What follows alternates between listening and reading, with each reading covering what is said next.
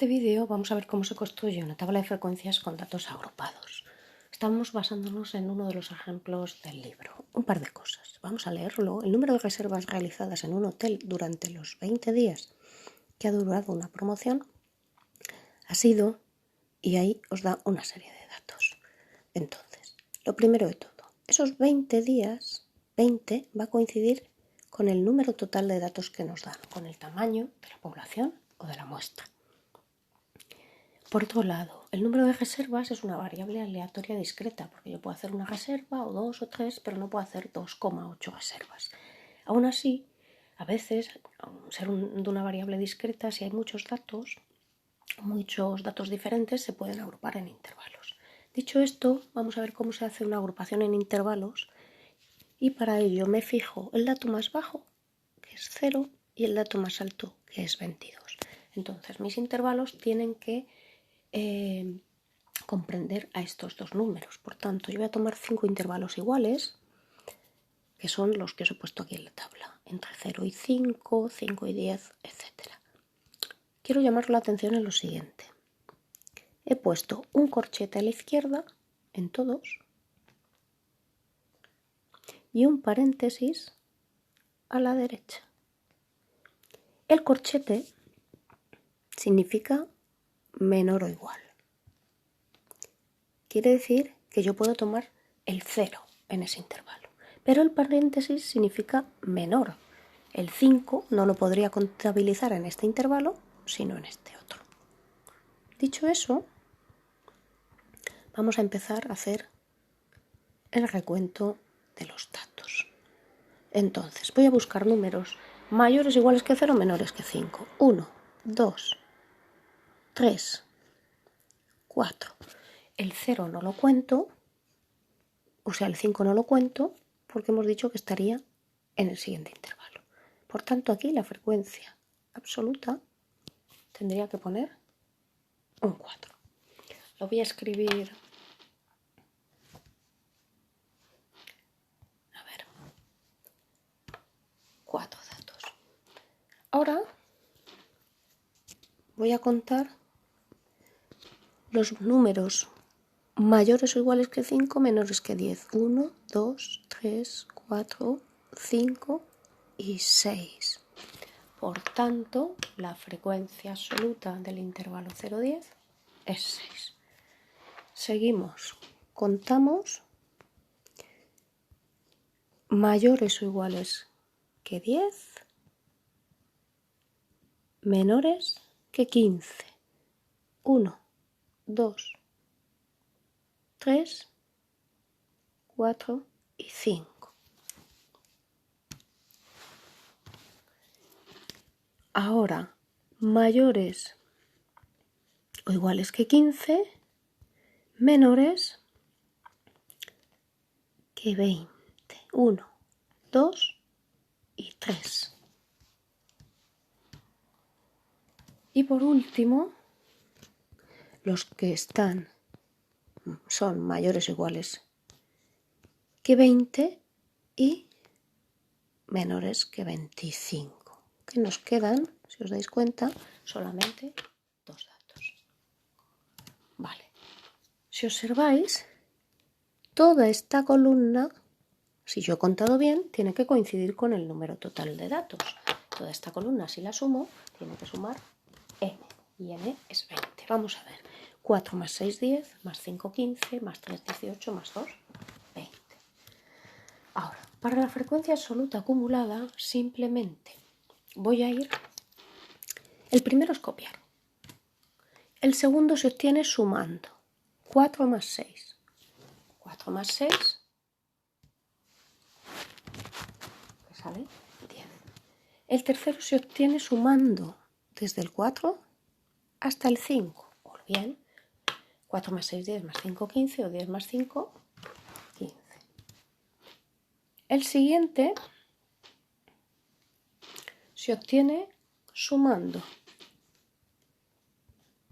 Ahora tendría que sumar desde el 4 hasta el 3. 18. Por último, tendría que sumarlos todos. 18 y 2, 20. Entonces, si os dais cuenta, estos dos últimos, este último, quiero decir, va a coincidir siempre con el tamaño. Esta línea de aquí, esa casilla, no se suma porque ya he ido sumando anteriormente. Vale, ahora para la frecuencia relativa había que dividir, os recuerdo, aquí había que dividir la frecuencia absoluta, 4, entre el tamaño, 4 entre 20, que sale 0,2. Ahora tendría que dividir el 6 entre el 20, que sale 0,3. Y así con todos. 5 entre 20, que sale 0,25, 3 entre 20, 0,15, 2 entre 20, 0,10. Y si sumáis todo, si sumáis todas estas frecuencias relativas, ¿vale? Si sumáis todas ellas, os tiene que salir 1. Voy a escribirlo mejor con el teclado, que se ve un poquito más. Hemos dicho que esta era 0,2 y 0,3. Para la frecuencia relativa acumulada es como la absoluta acumulada, es ir sumando. La primera la copio y ahora haré 0,2 más 0,3, que sale 0,5, 0,5 más 0,25, 0,75, más 0,5 es 0,90, más 0,1 es 1. Esta última de las frecuencias absolutas acumuladas siempre va a sumar 1.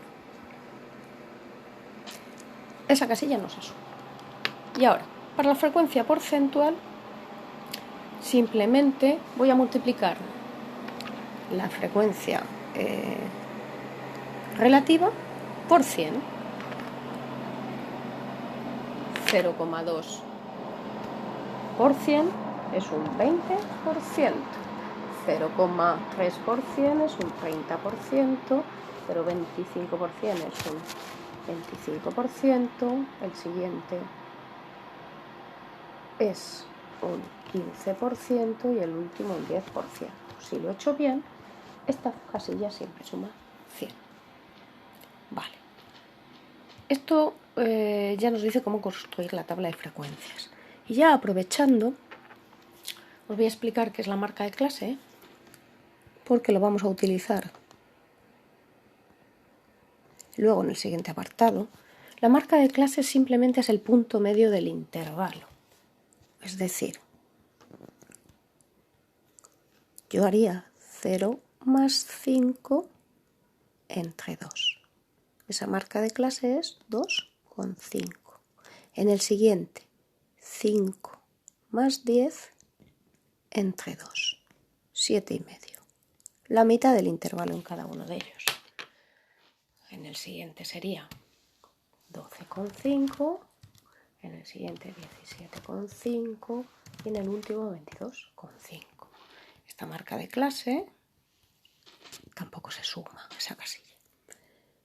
Bien, una última cosa más y terminamos por hoy. ¿Cómo representaría yo gráficamente estos datos? Pues los datos agrupados se pueden representar con histogramas. Para hacer un histograma necesito la columna de los datos, que es la de los intervalos, y la de la frecuencia, una de ellas, normalmente la frecuencia absoluta. Podía hacerlo con cualquiera de las otras. Datos y una de las frecuencias. Entonces, lo primero, se pintan dos ejes perpendiculares. Abajo se escriben los datos y en la vertical las frecuencias. Entonces, 0, 5, 10, 15, 20. Aquí sí se mide, ¿eh? Tienen que ser las mismas distancias. ¿Vale? Y ahora tengo que representar hasta el 6. 1, 2, 3, 4, 5, 6. Entonces, voy a levantar rectángulos de altura a la frecuencia. Es decir, con la base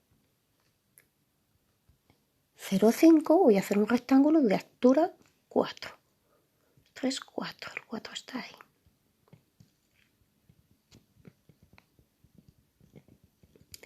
Con la base 5, 10 voy a pintar un rectángulo de altura 6. Por tanto, sube hasta aquí.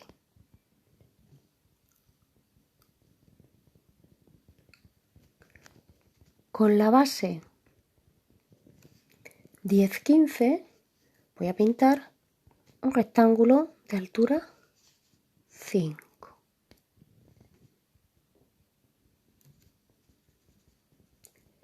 Sobre el 10, 15, perdón, sobre el 15, 20, uno de altura 3.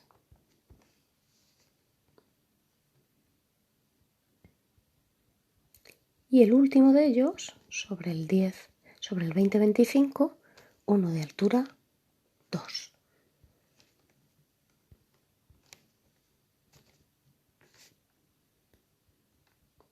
Eso es lo que se llamaría un histograma. ¿Veis? Los rectángulos están pegados. A veces al histograma se le añade la línea, el polígono de frecuencias. El polígono de frecuencias simplemente busco en la parte superior del rectángulo el punto medio y esos puntos los uno mediante una línea recta, tramos de líneas rectas. Eso sería el polígono de frecuencias.